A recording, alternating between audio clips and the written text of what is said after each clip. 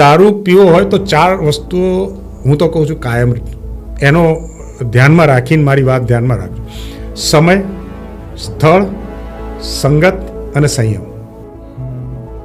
સમય જોજો, ભર બપોરે 11 વાગે લઈને બેસી જાઓ તો બેવડો શબ્દ આનો જ છે જે 10 વાગે બેસી જાય. સ્થળ, એવા સ્થળ ઉપર બેસો કે જેથી કોઈ બહારનું ખખડાવો તો તમે બિંદાસ ખોલી શકો. રેડ પડે આ થાય એવી જગ્યાઓ તમે પસંદ ના કરો.